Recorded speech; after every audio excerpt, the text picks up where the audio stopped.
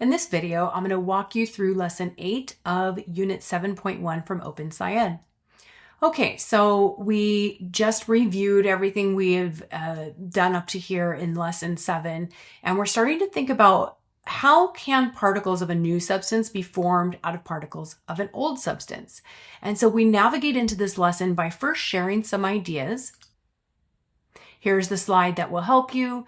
You're going to discuss with a partner what is happening at the particle level that could help explain how this is possible. So students are going to probably share ideas about they think the particles are breaking apart or they're going to combine in a different way. So we're just surfacing some of their ideas that they had from the last class.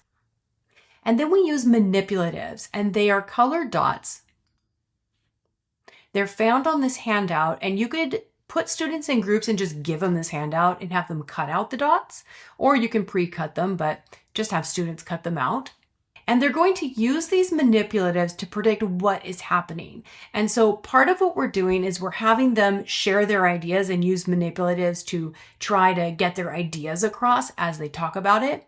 Here's the slide that will support you. It's asking them to use manipulatives to represent their ideas.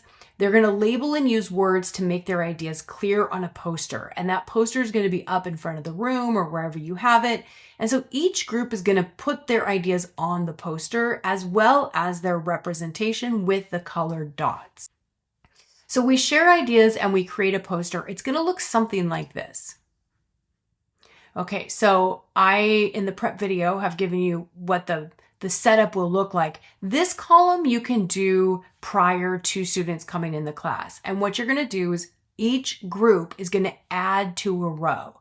And so they can have more than one row if you want, but if your poster is set up with 8 rows and 8 groups, you can kind of figure out how to do that. But this group might say the particles join together, and then they put that on an index card or they come up and write it directly on the poster. And then over here, you can see they're going to show what that looks like with the dot models. And then over here, the next group says the particles break apart and join back together in a new way. So I would suggest you have some scissors out so they can cut the dots and then they can rearrange them in a new way. Maybe they look like these pie graphs, or maybe they look like this over here. So they can have more than one representation.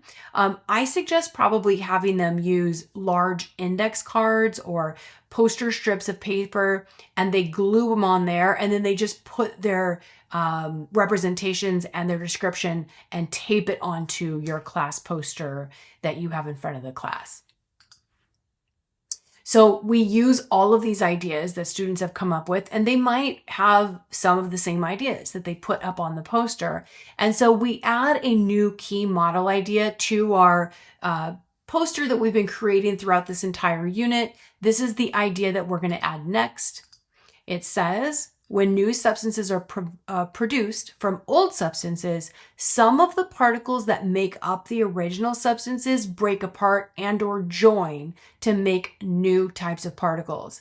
So we can see from everybody's ideas that we all agree that some of those original substances, we know they're still there. We've got the conservation of mass. So they're got to be somewhere. So they probably break apart and they make up the new substance. We're not quite sure how, but we know that somehow they're going to be used to make that new type of particle.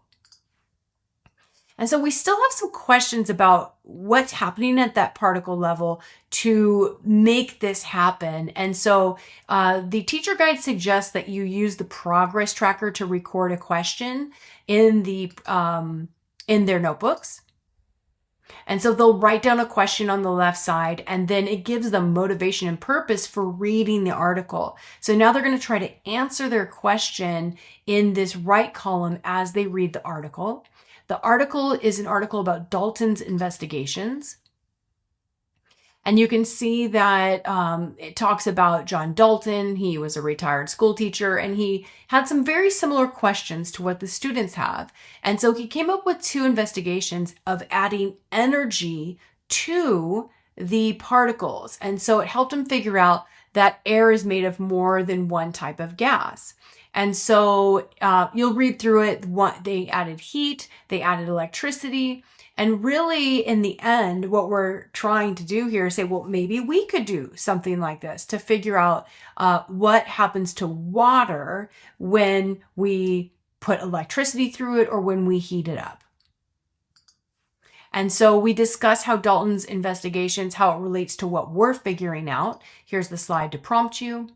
It says, what substances do you think are in the gas bubbles that Dalton was heating or putting electricity through? If we could capture that gas, what are some of the tests we could do to help us answer these questions? So we're going back to the flammability test of gas and the density test of gas. And so we're relating back to that lesson.